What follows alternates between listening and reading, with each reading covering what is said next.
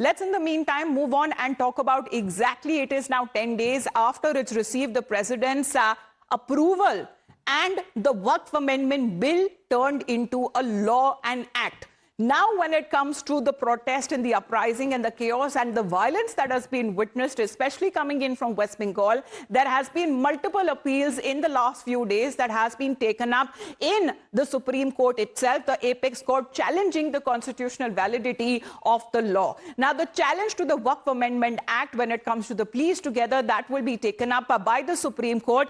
As many as 70 petitions with notable petitioners that include the AIMIM chief, Asauddin Owaisi, who's also a parliamentarian, Amanatullah Khan of the Aam Aadmi Party, Arshad Madni of the Jamaat Ulema Hind, Manoj Kumar of the RJD, All India Muslim Personal Law Board. They are all said to be the petitioners, among others as well, whose multiple appeals have now been taken up to the Supreme Court, challenging when it comes to the Waqf Amendment Act. Now, when we talk about Advocate Hari Shankar Jain and one Mani Munjal are also among those notable petitioners who have filed a separate petition challenging the constitutional validity of several provisions of the law, contending that they violate the fundamental rights of non-Muslims. Now, a three-judge bench comprising of Chief Justice Sanjeev Khanna, Justices Sanjay Kumar and KV Vishwanathan will be now hearing the petitions today. In the afternoon, it is now been said that the matter would be taken up for hearing. The centre, on the other hand, on the 8th of April, had filed a caveat seeking a hearing before any order was passed in the matter, that is to hear the side of the story of the government as well. But let's take a look as far as when it comes to the main arguments of these petitions are concerned, which oppose the Waqf Amendment Act, before we play out some reactions that have been coming in. Argument one that says that there is interference in religious affairs of the Muslim community, and that is why the reason that they say that the right to manage religious affairs by the Muslim community is violated through this new law, and also saying that it attacks on the core values of secularism and fraternity, and also when it comes to their right to exercise their faith, their religion. The act or the law which discriminates against the Muslim community, and also saying that another argument that cannot have non-Muslim members as part of the Waqf board, saying that there should be removal of Waqf by user. That is also wrong as that particular clause is concerned, and saying that the role of collector here, as both as a litigant and judge, is also now being questioned and it is being challenged. So in the afternoon, it is now being said that all of these multiple petitions challenging the constitutional validity of the Waqf law will be taken up by the Supreme Court. Amendment to the Waqf Act is an attack on our constitution, the constitutional values, whether it is secularism, whether it is fraternity. All these things are these are the core values of our constitution, and interference in the matters of religion. That is what happened through the passage of this amendment, Waqf Amendment.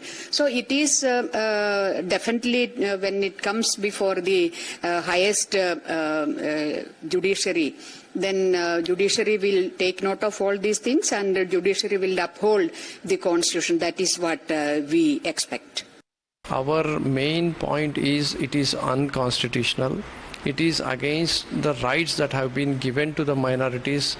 The collector has been given more powers. The tribunal is being weakened, and the revenue is being reduced. The Waqf by user is being removed. For all these things are being done. One, we feel, is to create a sense of fear in the minds of minorities, and also to polarize. देखिए, वक्फ में जो amendment किए गए हैं वो कई एतबार से हमारे संविधान के खिलाफ है।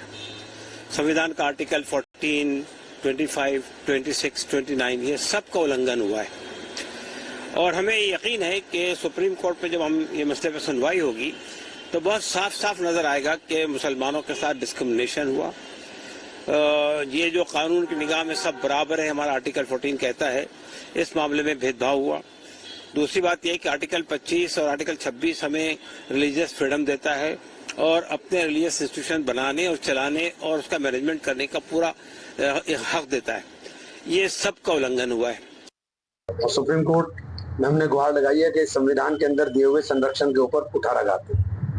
संविधान ने हमें धारा 25 और धारा 26 में संरक्षण दिया है, ये उसको पूरी तरह से रौंदने का काम किया। हम लोग सुप्रीम कोर्ट में गुहार लगाए हुए हैं और निश्चित रूप से ये कानून, क्योंकि हमारी मसाजिद के ऊपर, कब्रिस्तान के ऊपर, ईदगाहों के ऊपर ये अवैध बता करके ये तमाम जगहों पर कब्जे की साजिश। Well, Varshini and Arpita both connected with us right now. Good morning to both of you. Varshini, we are looking at, as far as the fallout is now concerned, has been something that has been concerning, especially with regards to protests, with regards to resolutions being passed in state assemblies, and also with regards to violence that has been witnessed in several pockets of West Bengal. Now, when it comes to opposition parties, how they have come together to challenge the constitutional validity of the Waqf law, take us through the details, please.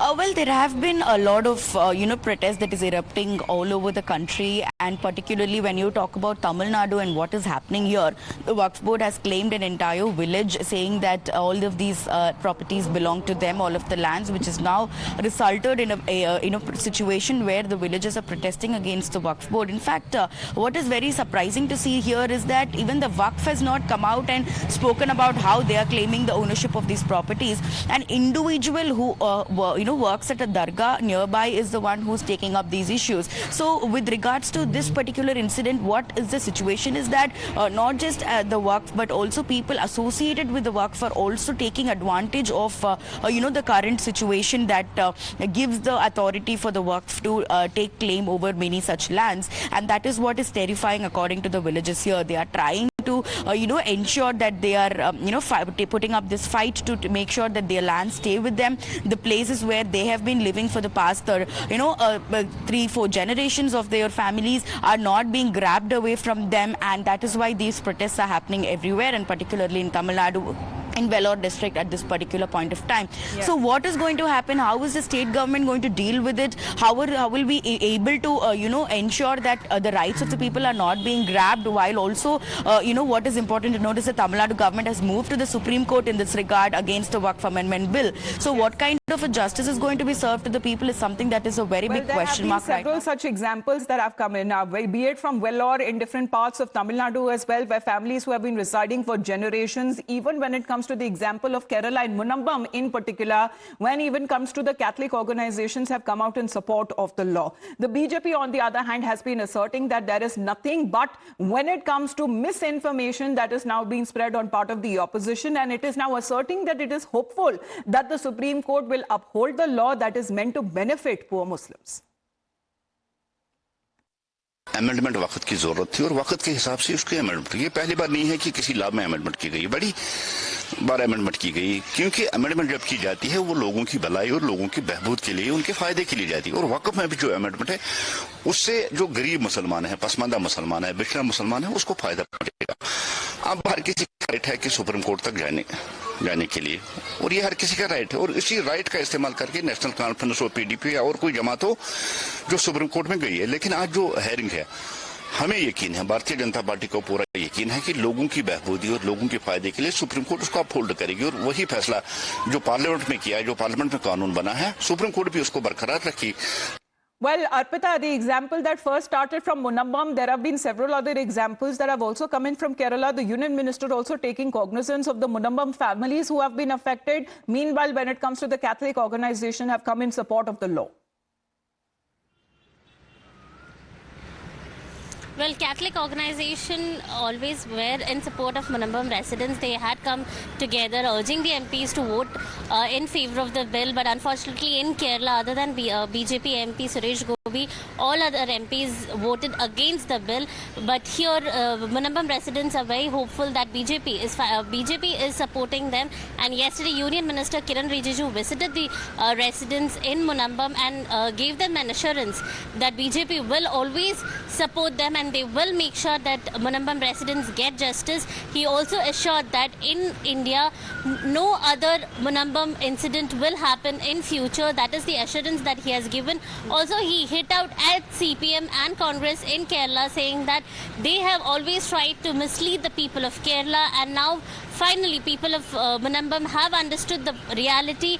They have been urging their MP, Haibi Eden, who's a Congress MP, to come and support and vote in favor of the bill. But he also voted against the bill, the which opposition, as we are looking at as far as voting against when it comes to the Waqf bill in Parliament when it was tabled. However, when it comes to politics, that seems to be taking precedence over this matter. Thank you very much, Vashni and Arpita, for joining us here on the broadcast. So a batch of petitions there that would be taken up by the Supreme Court likely in the afternoon. We'll keep our viewers updated. Much more lined up on the other side of a very short break. The morning news continues.